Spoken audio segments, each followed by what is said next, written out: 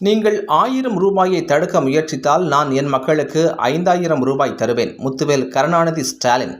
கோவில்பட்டி நகர் முழுவதும் திமுக சார்பில் ஒட்டப்பட்டுள்ள போஸ்டர்கள். தமிழக சட்டப்பேரவை தேர்தல் விரைவில் நடைபெற உள்ளது. இதனால் அனைத்து அரசியல் கட்சியினரும் எந்தெந்த தொகுதியில் போட்டியிடுவது, போட்டியிட விரும்புபவர்களிடம் இருந்து விருப்ப மனு பெறுவது, தேர்தல் அறிக்கைகள் தயாரிப்பு என தேர்தல் முன்னோட்ட பணிகளில் தீவிரமாக ஈடுபட்டு வருகின்றனர். இந்த சூழ்நிலையில் தமிழகத்தில் திமுக தலைமையிலான இந்தியா கூட்டணியும் அதிமுக தலைமையிலான தேசிய ஜனநாயக கூட்டணியும் நாள்தோறும் போஸ்டர் யுத்தம் நடத்தி வருகின்றனர். அந்த வகையில் சமீபத்தில் 3 மாதங்களுக்கான மகளிர் உரிமை தொகை மற்றும் கோடைகால சிறப்பு நிதி என 5000 ரூபாய் மகளிர் உரிமை தொகை பெறும் பெண்களின் வங்கிக் கணக்கில் வரவு வைக்கப்பட்டது. இந்த நிலையில் இன்று தூத்துக்குடி மாவட்டம் கோவில்பட்டி நகர் முழுவதும் அது தொடர்பாக தமிழக முதல்வர் பெயருடன் போஸ்டர்கள் ஒட்டப்பட்டுள்ளன.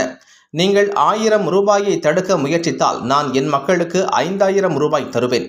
முத்துவேல் கருணாநிதி ஸ்டாலின் என்ற வாசகத்துடன் முதல்வர் ஸ்டாலினின் ஒற்றை கைவிரல் புகைப்படம் மற்றும் பெரியார், அண்ணா, கருணாநிதி, திமுக கொடி, உதயசூரியன் படங்களும் இடம்பெற்றுள்ளன.